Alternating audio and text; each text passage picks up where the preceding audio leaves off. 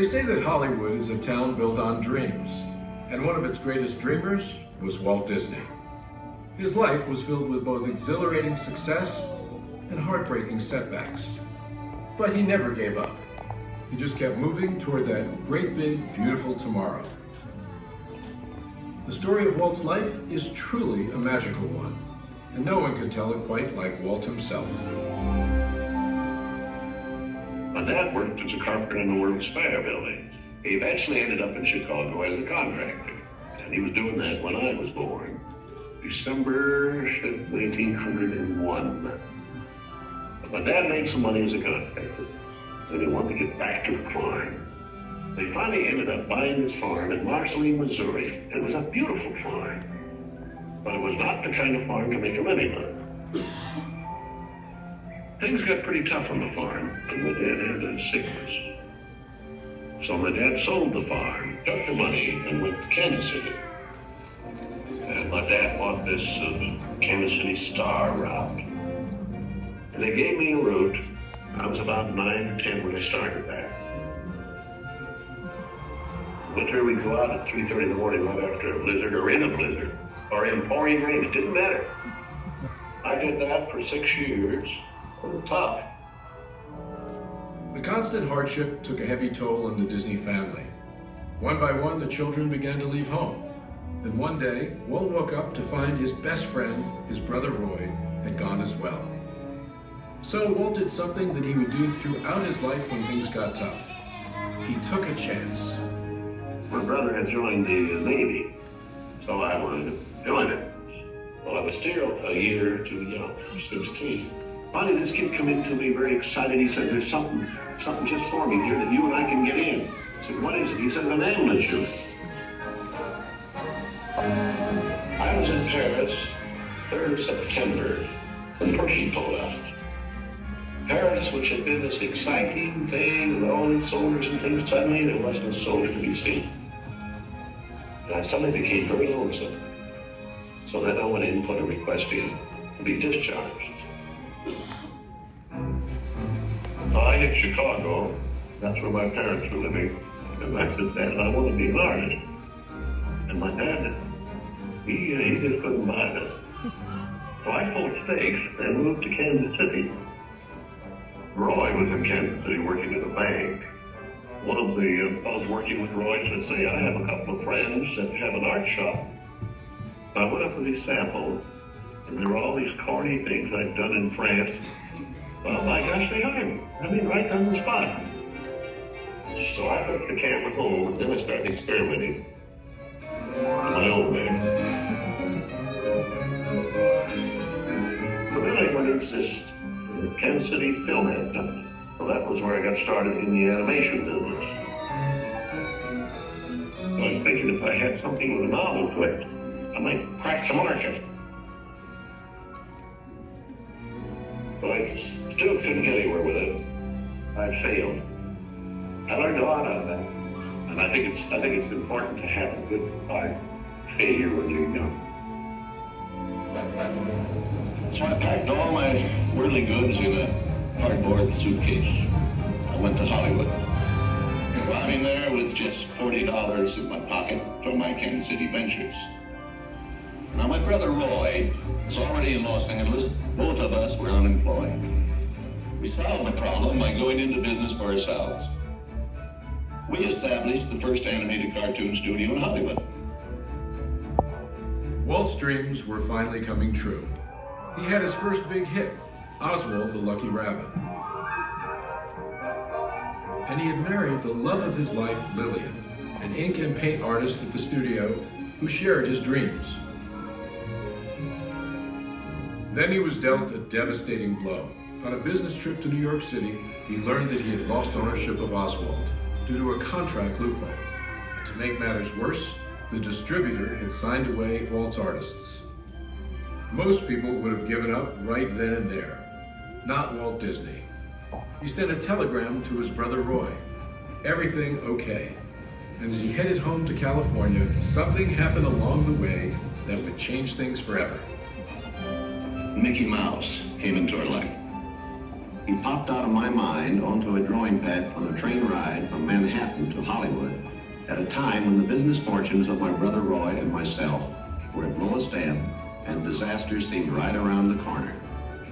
His first actual screen appearance was at the Old Colony Theater in New York in Steamboat Willie. He was the first cartoon character to stress personality, and I thought of him from the first as a distinct individual. I did the voice. Hang on, pal. Here we go.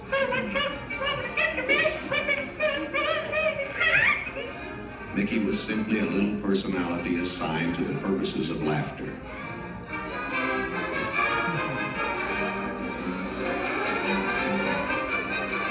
Mickey fitted the need exactly. He brought in the money which saved the day. He enabled us to explore our medium, and he paved the way for our more elaborate screen ventures. By nature, I'm an experimenter, so I had another idea which was plaguing my brain. It was a silly symphonies. It was a series without a central character. Every one of us was a new type of subject to give it something to reach out and accomplish something different.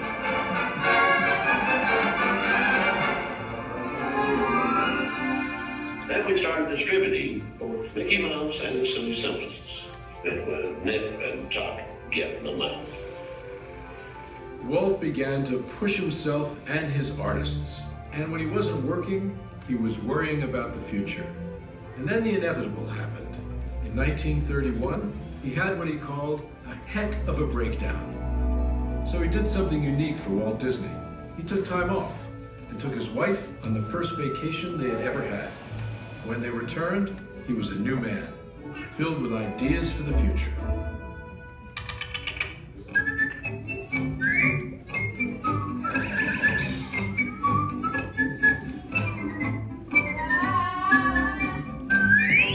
Handwriting on the wall there, because a short subject is just a filler on any program. If I could crack the feature field, then I could do things. I had done a little story research on different fairy tales I might do, and Snow White was one of them. I thought it was a perfect story. I had the heavy. It's a magic wishing apple. Now, make a wish. I had the prince, then the girl, the romance. I had the sympathetic dwarfs and things. We started Snow White sometime late 35, and it was around 2 years in the making. We had the family fortune. We had everything wrapped up in Snow White. In fact, the banker, I think, was losing more sleep than I was. We had a big premiere, the Carthay Circle Theater, big, grand Hollywood premiere. All of Hollywood brass turned out for a cartoon.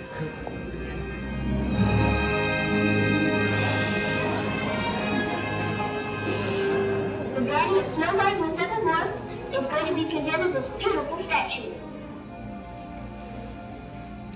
Isn't that great, Mr. Ellis? Sure, it's beautiful. Aren't you proud of Mr. Disney? Well, I'm so proud, I think I'll bust. With the profits of Snow White, I built the studio.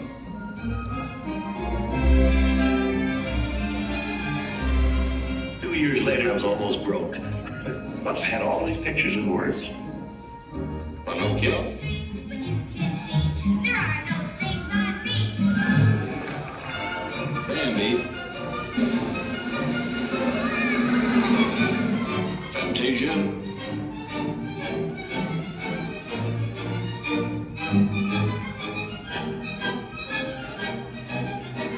That was when the war came. The whole world was collapsing then. So many of my boys went through the service. So I just practically stopped my feature production. That's all I could do. And after the war, I was quite a problem picking up the pieces. I knew that diversifying of the business would be the salvation of it. So I tried various things. I wanted to go beyond the cartoon. And I thought if I could get into the live end, if there's things I could do. Stand by, inches.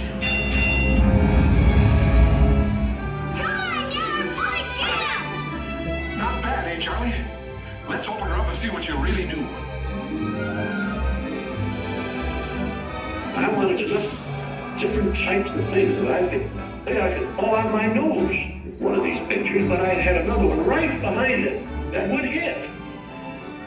After long concentration on live action and cartoon films, we decided to try something that would employ about every trick we learned in the making of films. We would combine cartoon, live action, in an enormous fantasy, Mary Poppins. As the original Mary Poppins budget of $5 million continued to grow, I never saw a sad face around the studio. Even my brother Roy was happy. This made me nervous. And a horrible thought struck me. Suppose the staff had finally conceded that I knew what I was doing. Once again, Walt Disney had created storytelling magic to reinvent family entertainment. But even then, he wasn't finished. He had a bigger dream in mind. Well, it came about when my daughters were very young, and Saturday was always Daddy's Day with the two daughters.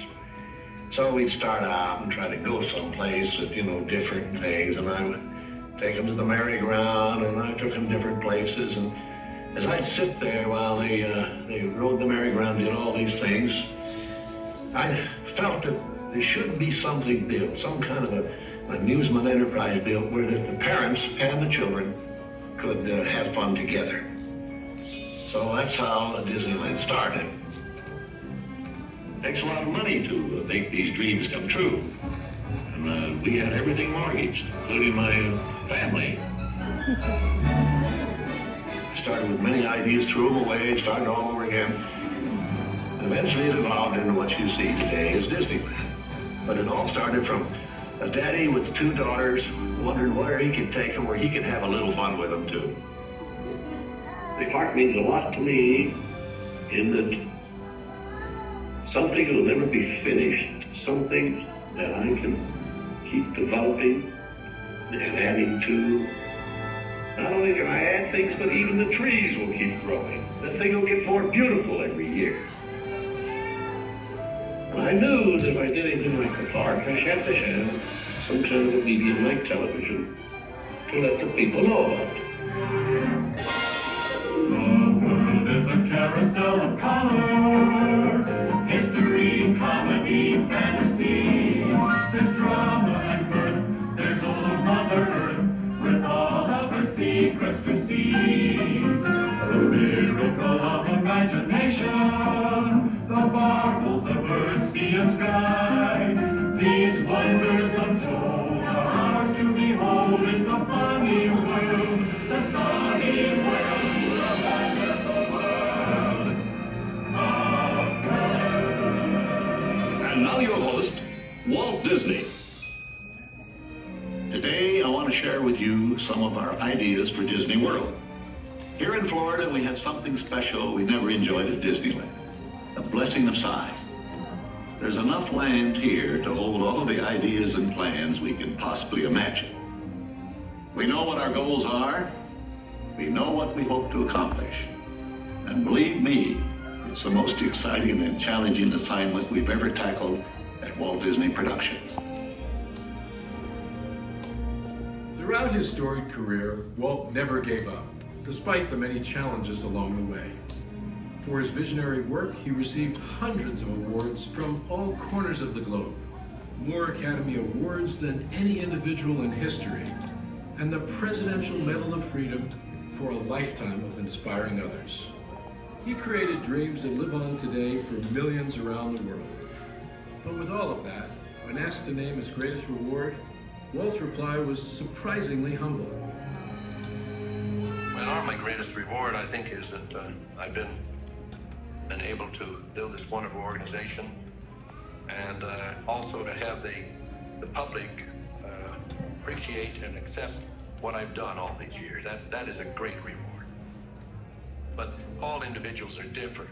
I had a brother who I really envied because he was a mailman, but he was the one that had all the fun. He had himself a trailer, and he used to go off and go fishing, and he didn't worry about payrolls, their story, he said picture grocers or anything, and he was the happy one. I always said he's the smart Disney. You know, I was stumped one day when the little boy asked, "Do you draw Mickey Mouse?" And I had to admit I do not draw anymore. "Well, then you think up all the jokes and ideas." "No," I said, "I don't do that." Finally, he looked at me and said, "Mr. Disney, just what do you do?" Well, I said, "Sometimes I think of myself as a little bee. I go from one area of the studio to another and gather pollen and sort of stimulate everybody. I guess that's the job I do." You know, there's a lot of satisfaction in developing ideas into realities, but there's really no secret about our approach. We keep moving forward, opening up new doors, doing new things, because we're curious. And curiosity keeps leading us down new paths. We're always exploring and experimenting. We're interested in doing things that are fun, in bringing pleasure and especially laughter to people. But I only hope that we never lose sight of one thing. That was all started by a mouse. I got home out of the blue. Fate steps in and sees you through. And you upon the star, your dreams come.